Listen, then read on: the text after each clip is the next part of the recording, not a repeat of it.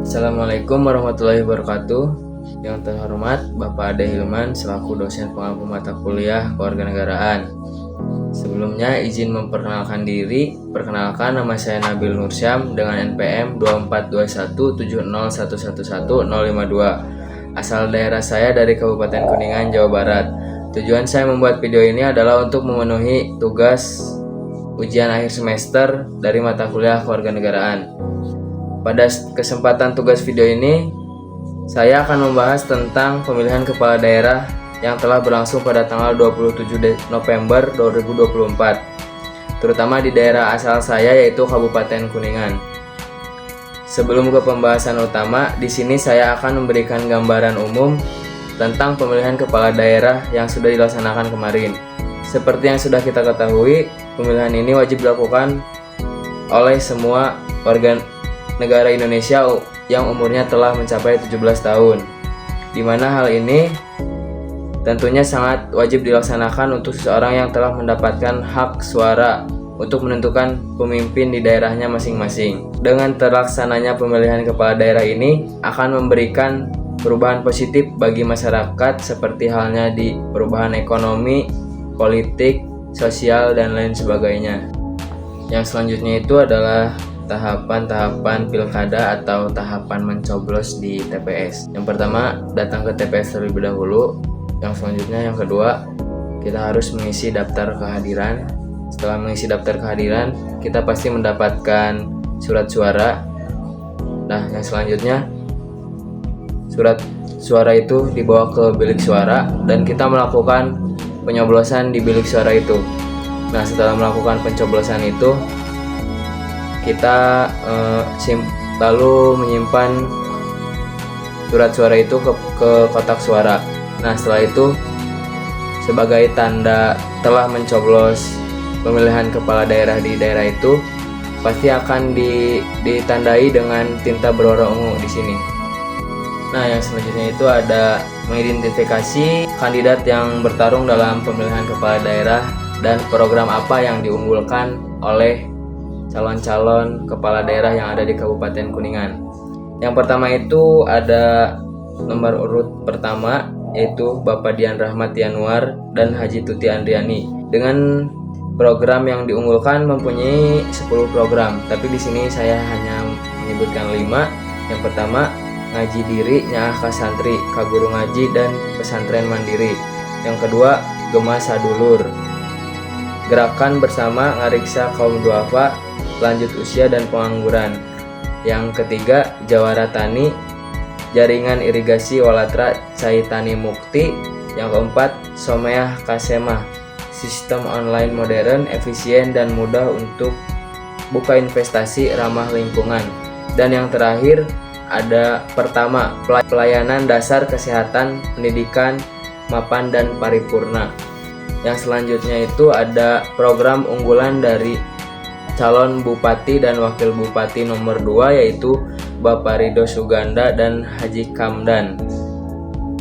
Program unggulannya yaitu memprioritaskan peningkatan kualitas kesehatan, pendidikan, dan pendapatan masyarakat untuk mewujudkan SDM Kuningan yang berkualitas dan berdaya saing tinggi.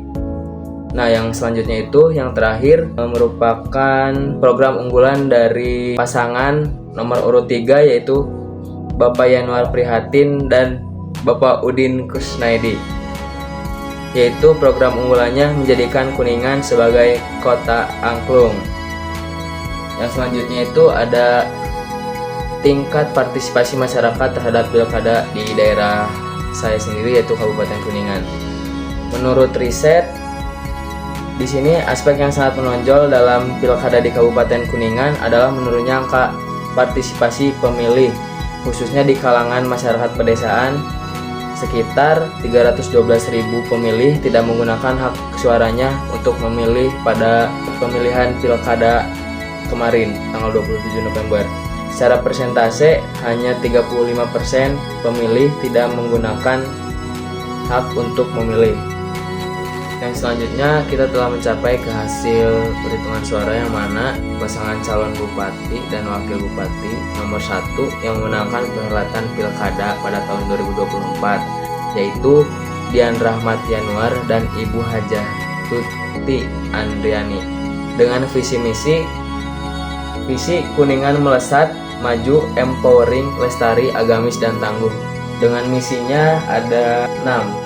Yang pertama, percepatan reformasi birokrasi yang berintegritas dan profesional melalui pemerintahan modern dan melayani. Yang kedua, peningkatan pertumbuhan ekonomi daerah berbasis pariwisata, pertanian, perdagangan, dan jasa maju dengan pemanfaatan sumber daya lokal. Yang ketiga, membangun daya kreasi, inovasi, dan produktivitas masyarakat berbasis pemberdayaan. Yang selanjutnya, yang keempat, menjaga komitmen kelestarian sumber daya alam, daerah tangkapan air, dan mengurangi emisi lingkungan. Yang kelima, penerapan nilai-nilai agamis dalam kehidupan berbudaya dan bermasyarakat. Yang terakhir, yang keenam, misinya adalah membangun yang tangguh dengan orientasi pada layanan pendidikan, kesehatan, infrastruktur untuk penguatan ketahanan dan modal sosial. Nah, setelah dimenangkannya oleh Bapak Dian Rahmat Yanuar dan Ibu Hajah Tuti Andriani, pasti memiliki dampak terhadap pembangunan daerah, yaitu dengan memiliki potensi untuk mendorong pembangunan yang lebih inklusif dan berkelanjutan.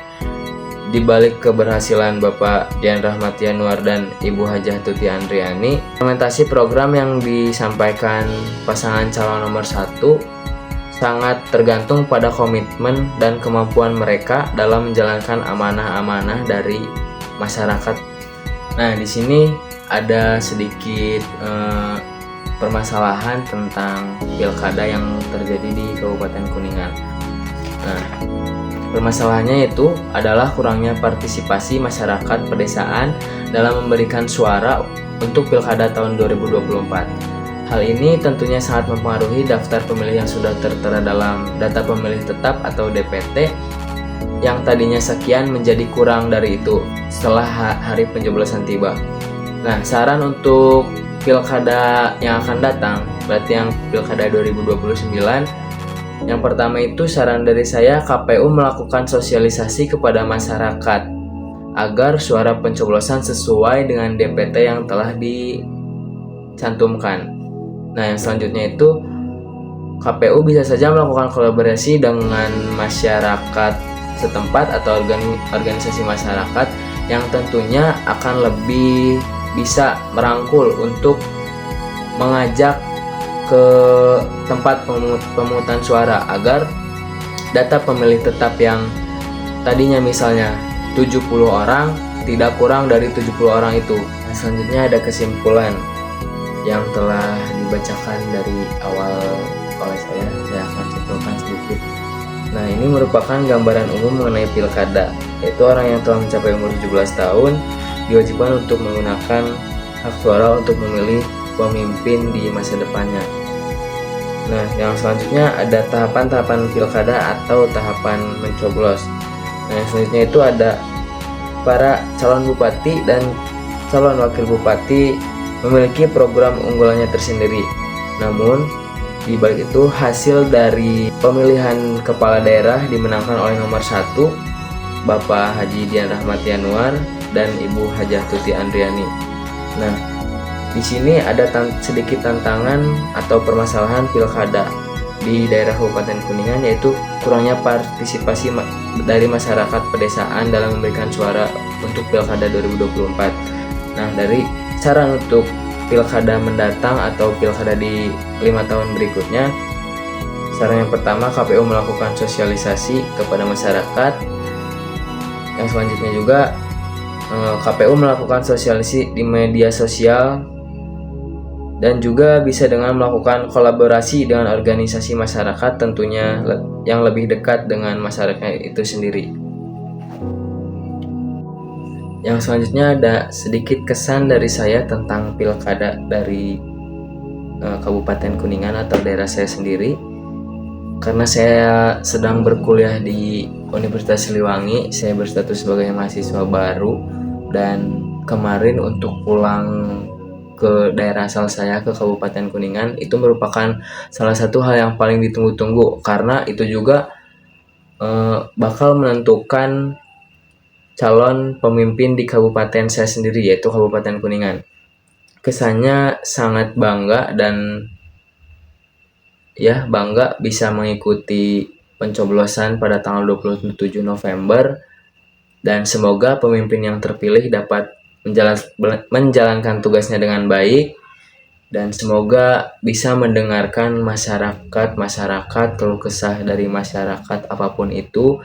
Semoga menjadi pemimpin yang baik dan bisa mendengarkan rakyatnya dengan baik. Sekian dari saya, kurang lebihnya mohon maaf. Wassalamualaikum warahmatullahi wabarakatuh.